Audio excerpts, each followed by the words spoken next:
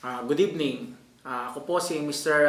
Danilo Tan, isang government employee. Nandito po ako ngayon sa iWon para po i-share po sa inyo yung mga nangyari po sa akin.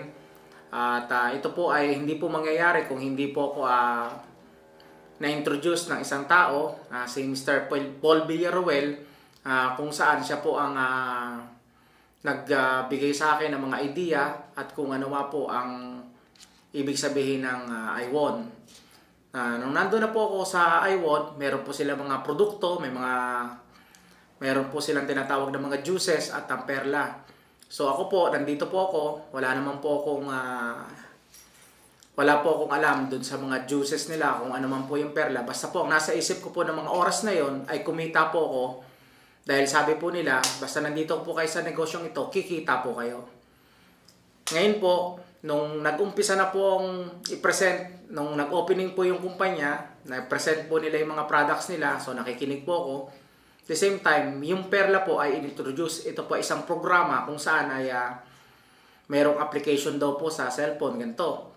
Tapos humarap po sa amin si Miss Blessy Barona kung saan po siya po yung author ng perla. Ngayon, humingi po siya ng 7 volunteers na kung saan ako naman po ay napabilang. So, nung napabilang po ako roon, ginawa po nila yung standard operating procedure kung saan po mag-undergo po ang mga kasamang participants ng laboratory test. So, doon ko po nalaman na mataas po pala yung blood sugar ko. So, nung nalaman ko po mataas ang blood sugar ko, dahil po sa mga sugat ko po na nandito po sa aking kamay. Ay, papakita po natin yung sugat niya. Ayan. So, dati po hindi siya gumagaling. Pero after po ng program ng Perla na sinundan nyo, yan, medyo natuyo na po siya. No? Sige, papakita po. Ayan. Okay, sige po. So, yun po.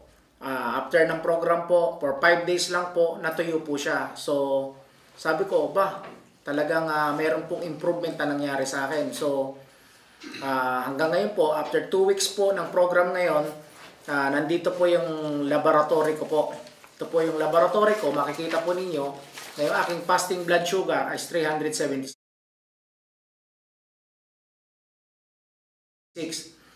So, kung may 376 po yung aking fasting blood sugar, ang normal po noon 106. So, napakataas po nung akin. Times 3 na po noon, meron pa po akong butal. So, sa madaling salita po, after 5 days, nag-laboratory po ulit ako. Undergoing ng program po ng Perla. Ang lumabas po ay 245.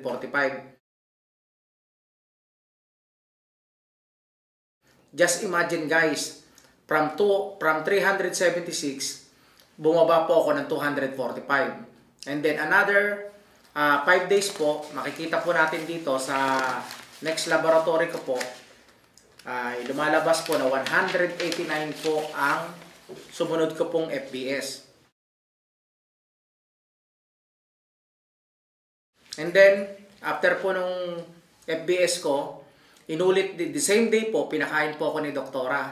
After 2 hours, pinaulit po niya sa akin yung aking random blood sugar test. Ang lumabas po is 174. So, papasalamat po ako kay Lord na nakilala ko po ang iWon at dito po nabago po yung pananaw ko, yung buhay ko. Sa iWon po pala, hindi ka lang po magiging healthy, magiging happy, at the same time, magiging wealthy ka pa rin po.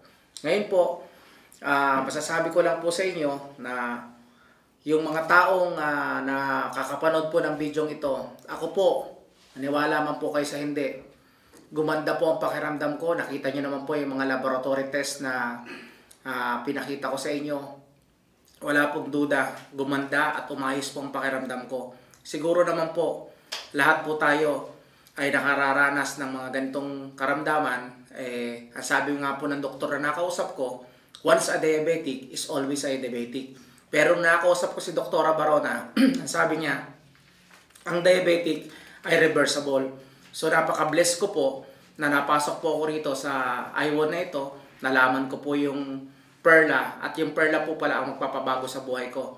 Guys, nandito na po sa harap niyo yung opportunity. kung saan po maayos, gaganda ang ating pakiramdam. So, ano pa pong inaantay po natin? Kung sino man po ang taong nag-share o nagpakita sa inyo ng video ito, kontakin niyo po siya.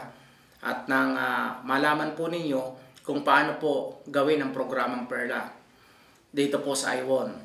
So, guys, isa lang po ang masasabi ko, aanhin po natin yung limpak-limpak na salapi kung punong-puno naman po tayo ng karamdaman sa katawan. So, with that po, nagpapasalamat po ako, and to God be the glory.